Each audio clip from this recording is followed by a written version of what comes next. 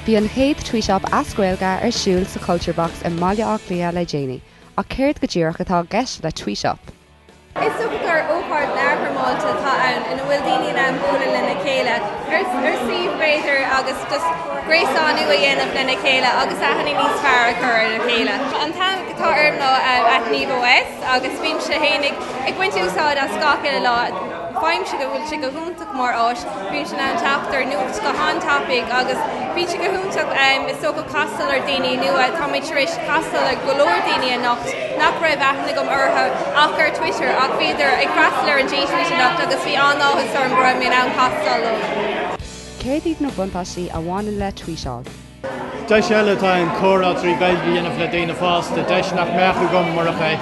agus a rís is tógad just an cóúd ar a chur an úl de gcuoine beidir bhfuil an teanga got agus gur mín le í úsáid agus nuair a dhéanaan tú tweet á scoilge is minic go bhreaghrítar thu agus chuann sin le cardas is tóga agus córa agus cóúidir sin.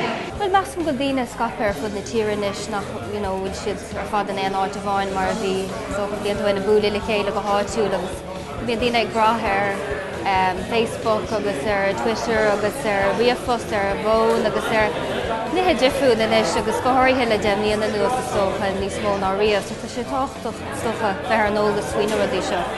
Tá fás ag teacht ar na meán chuideachcha a bhí na gobar trí bheán na Gaeilge. Tá Mícheál Ó Foill mar duine de bhunaitheoirí aber leat. Is tugrasach mór atá bannain sa coláis a láganna ó le cin blian goilehanis. Is ard an sóisialta tá an ag chéad chean gáil lehéide tá cinál go dtíí go heisiach ar bhinhanga. Agus tá sé ní cheadín se ach gailge eilsiúid ach tugann se neartún agus takeíocht go úsáidéirí mar tá litstróir tócisteach sa ggóid an litstróir agus tá eisteúir má chéana.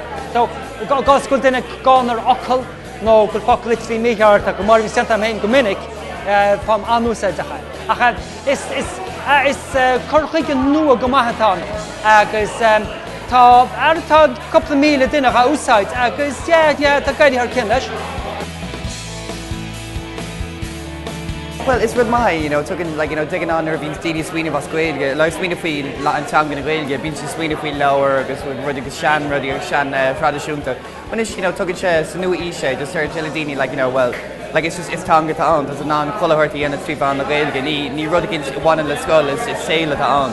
Is tóga gur bhealach éasca le taghála dhéanaan na daoine go háirtha ní sé éasca búla chéile mar seo gach seachtain nó gach lá nó éan mar sin, so ionas go fréidir le go Gaeilge in úsáid gach lá agus taghála dhéanaan na Gaeilge ar dhéile, tá sé an úsáid a go bheith ná ó ar Twitter nó Facebook nó éon rud mar sin agus is le caiithla daoine.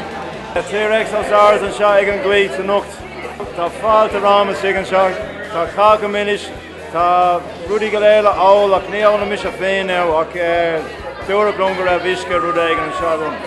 Táid ag léile Gaelport le déimlíon an ús inis is tócha agus táid ag lé leis na man sóisialta agus bí mid géirí béidir an poblatáid Gaelport.com a bhéadú agus cadrú bathe chothú leis an bobbal sin. Mar sin táid ag géirí béidir gur chuirpur tús le béidir tuile imachtaí a bhecha díú ar cuasaí technoliaachta agus forbert na man ní tríbán na Gaeilge mar dearhann go bhfuil barna ann ó héh imachtaí sa taobh sinde agus sa réimse sinde agus meassan goach an spéisi daoine freastal ar ócádaí mar sin, so táid ag súbéidir ócád mar seo raftáil a rís le cúnamh dé.